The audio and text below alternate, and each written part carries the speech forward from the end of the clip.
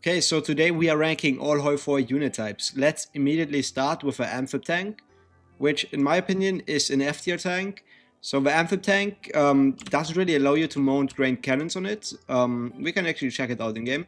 So as you can see, you can't put a medium cannon on it, like you can't save it physically. So you have to do a light cannon on it, and most of the light cannons in this game suck. Also, for secondary modules, you don't have small cannons and heavy machine guns, which for example you have for medium tanks. So you basically can't design a good Amphib tank, therefore it has to go F tier. There's just no reason to do it.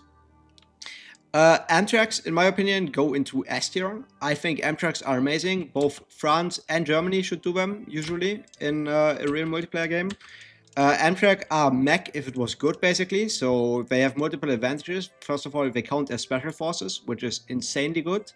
Then again, they have very similar stats to mech. They have like slightly, like if we actually check it out, they have slightly less stats everywhere, okay? But that's fine since they count as special forces. Also, this is mech too, so the stats are kind of fake.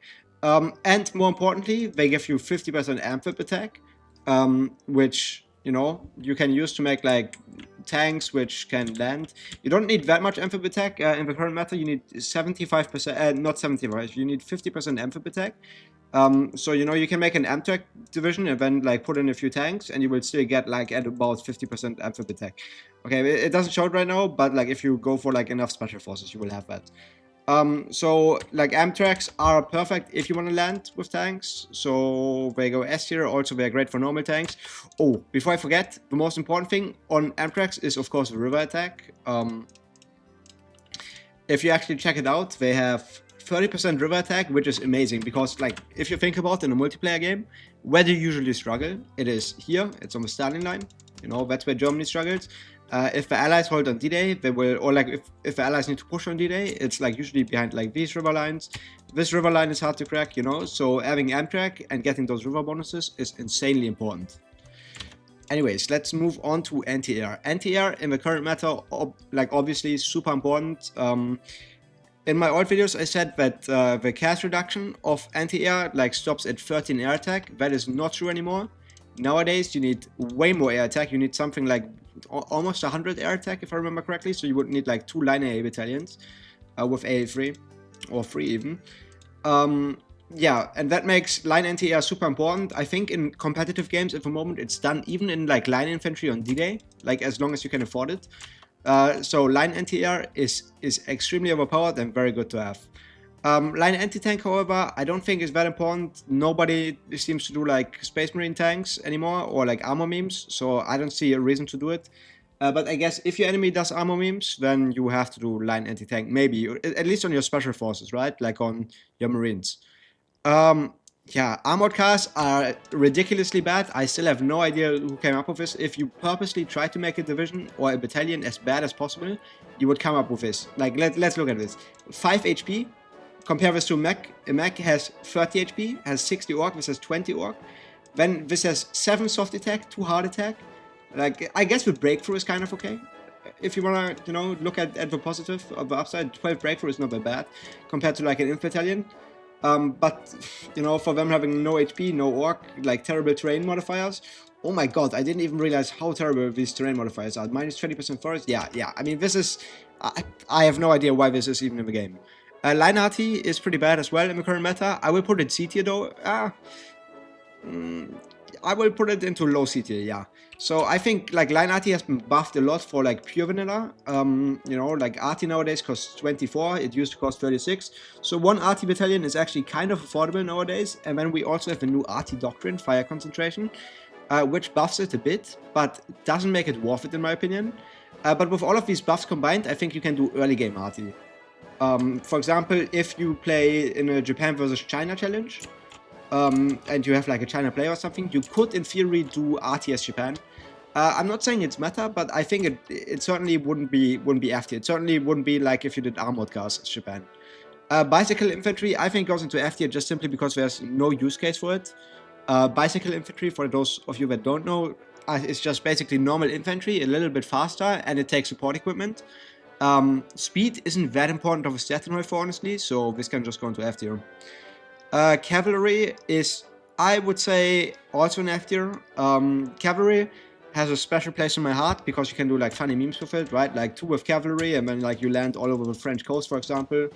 Or you know, for that, like if you play the allies, you do it at the German coast. But for real divisions, for real units, cavalry is just shit. It just doesn't get great stats. And also, like, you know, in the division composition, it counts as cavalry, and it's way harder to get cavalry bonuses than infantry bonuses. For example, Germany would start with an infantry guy, but you wouldn't start with a cavalry guy, right? So, and also, like, the HP isn't that great. It's like the same as infantry, but it also costs more than infantry. Orc is like okay, and most importantly, honestly, like, it doesn't get modified by doctrine. Nowadays, you have the mounted infantry doctrine, which helps your cavalry a bit, but this is just objectively like worse than something like individual excellence or assault infantry. So for those reasons, cavalry also gets to go into F tier. Now we get into heavy SPAA. Just because I think anti-air is like pretty good, I think heavy SPAA is also pretty good.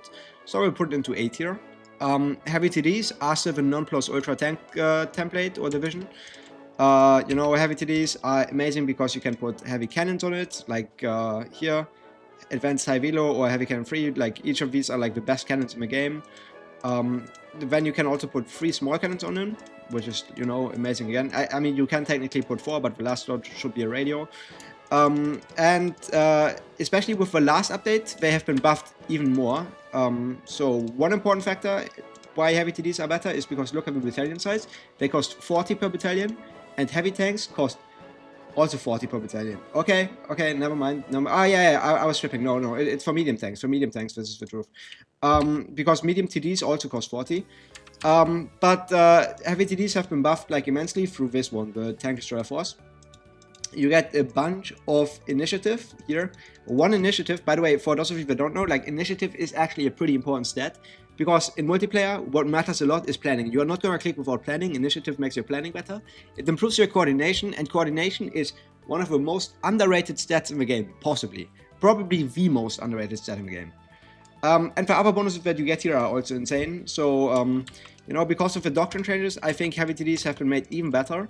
Although I do think there's a tank unit which does outclass them, but we'll talk about that in a second. Heavy SPGs, I don't really think are that good. I think they're okay if you do them, but you know, SPGs you would usually do to fight infantry, but I think you are just better off doing like medium TDs, to be honest. Normal heavies also go into B tier. Like, they can be used for armor memes and breakthrough memes because normal heavies have more breakthrough. But again, not very meta. Infantry goes into S tier, obviously. It's the non-plus ultra defensive division. Nothing breaks infantry. Infantry has a lot of orc, a lot of HP for very low cost. Might be the unit with the lowest cost, like, per battalion in the game, I'm not sure.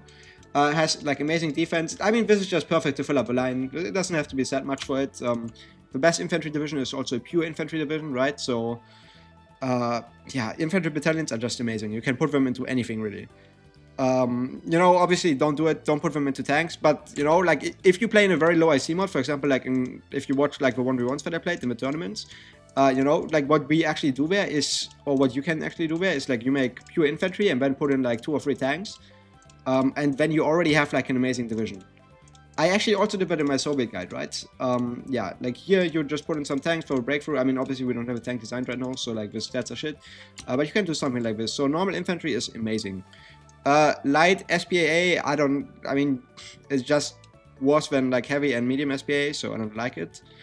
Light TDs also just worse than heavies and mediums. Light SPGs, I actually think go even over heavy SPGs, because light SPGs can be extremely cheap, especially if you have some bonuses for it. Because look at this, you can put Howitzer 2s on it.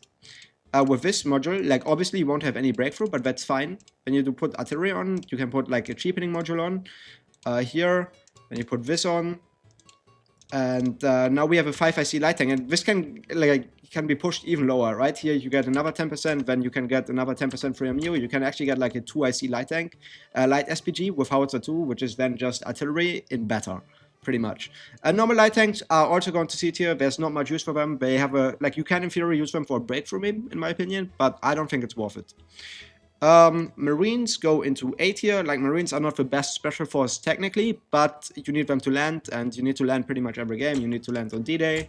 You need to, like, if you want to do it, you need to land here, like Japan, if they want to do something, they need to land here and here. And you just need Marines for that, especially if your enemies defend. So Marines are, you know, if you want to land, it's the best thing to do. You know, maybe with Amtrak tanks, but yeah, Marines are better even than that. Mechanized going to ST as well. I did say that Amtraks are the better mechanized, but that's not true in every case. And also, like in a vanilla game, you will have mechanized all over the D-Day coast just to defend the coast, because mechanized are the best defensive units in the game. They have, what's very important about them, they have 30 HP, which is a lot of HP. They have a shit ton of defense, like 76 defense. You know, and these things paired together are just amazing. And then also, you know, they're cheaper than Amtraks. And if you don't have special force bonuses, they are better than Amtraks even. So for example, the Soviets don't have many special force bonuses, so they usually do mechanized. Here we have medium SPA. Medium SPA is, I think, even worse than heavies, because in heavies you can at least ammo meme. But then again, medium SPA is not bad, can go into B tier. Medium TDs are, in my opinion, the only tank which is better than a heavy TD. Medium TDs simply because they are way cheaper than a heavy TD. So it's very well worth doing them. And in vanilla, while heavy TDs do technically get better stats, I think the thought process is why you would do them in vanilla, for example, as Germany on Barb, is you are better off just putting like those extra mils that you save from doing mediums into air, because, you know, like a medium with, I don't know, 200 CAS is gonna click better than a heavy without 200 CAS. So I think medium tanks, like in cost to what you get ratio, are tank-wise the best tank by far. Medium SPGs can go into B tier. Actually, I have them in my Soviet guide. In multiplayer, these aren't very good, but in single player, these are the gold, okay? This is the unit you want to go with. It's pretty cheap to build. Again, 20% less expensive than a medium tank to build, because you need 40 per battalion, not 50. You can put a lot of soft attack on them, so they are amazing. Normal medium tanks are fine for Space Marines if you want to have, like, if you want to have breakthrough in, like, infantry divisions and you just want to put in some medium tanks, that's okay. But then again, I think heavy tanks are superior for that. Although this is not bad. Motorized anti-air is fine. It's basically like the tank version for normal anti-air, so it can obviously go into that tier. Motorized anti-tank gives technically more piercing than normal anti-tank, so I will put it into C tier. For example, if your Marines desperately need to pierce the enemy tanks, and you just need like that last 5 to 10 piercing, then you can go motorized anti-tank instead of normal anti-tank to get some extra piercing. Motorized artillery is like slightly worse normal artillery, so it can go into F tier. Motorized in general is not that great of a unit. I will put it into C tier though, because drill sets often require to be like this to be built. But otherwise, you are better off, like, honestly, putting infantry into your tanks, or camels if you have it, you know, or special forces optimally, like mountaineers. There are a lot of things which are better than motorized. Motorized is at the bottom of C tier for now. So yeah, don't do it. This, like, motorized rocket arty is pretty much like normal rocket arty, which would also go into F tier, because, you know, like, artillery is very good in the early game, and rocket arty you can't get in the early game, and the stats of rocket arty are not much better than arty. Like, if you compare it, wait, I need to remove this. If you compare it, look at this. Like, the stats are pretty similar. You get like slightly more breakthrough, you get like the same amount of soft attack. Like, it's okay, but like you get it so late that at that point I would never go for it. Katyushas, in my opinion, a pretty funny unit, like if you want to do like funny single player units, but not meta obviously. But you can do like half Katyusha, half mechanized, and have like cool units, so I will put them into C tier. I think it's fine to do, but it's not meta obviously. Mountaineers have to, however, go into S tier. Why is that? It's because the Mountaineer doctrine is by far the best special force doctrine of them all, because you get minus 0.2 combat width, which is amazing and insane, and it just makes Mountaineers, like, per combat width, the best special force unit in the game. Paratroopers are, again, not very good, and they're not as necessary as Marines, but you have so many funny memes that you can do with paratroopers that I would put them into B tier. If you want to try them out, you know, you can do things like airline, you know, like, especially if you play multiplayer and you have an organized team, this is so fun. Like, we had it in a tournament where we airlined at the same time.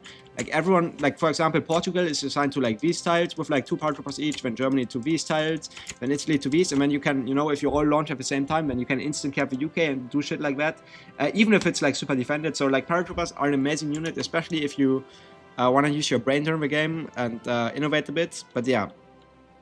These 4 units here I'm not going to rank, since they are not line battalions, they are support battalions. What I would want to rank is Rangers, and Rangers, in my opinion, also going to S tier. Sadly, they're not on the tier list. Why S tier for Rangers? It's simply because forests are the most important terrain tile in the game. If you go on a terrain map, like, where do you usually fight? As Germany, here, Barb. You want to click this, forest, forest, forest, you know, here's forest, everywhere's forest. In France, there's forests. This is usually where you would be fighting, right? Then, like in Western Germany, there's forests. If it ever gets to fighting there. Then there's forests in Raj. There are so many forests that, like rangers, just because of their terrain bonuses, have to go into S tier.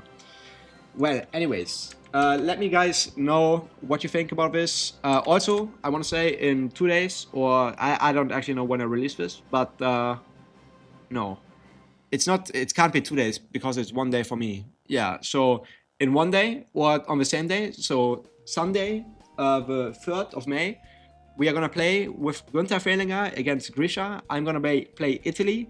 We are gonna play with Germany, France, and like Poland and Romania against Grisha and Russia. It's gonna be very exciting. It's gonna be it's a huge event. I'm very happy for it. I will stream it. It's on 18 CET Central European time. That should be like plus 6 hours for burger time. But yeah, or minus 6 hours for burger time. So it would be 12. Yeah. Anyways, I'm yapping too much. Anyways, would be happy if you guys are there. Anyways, thank you for watching. Goodbye.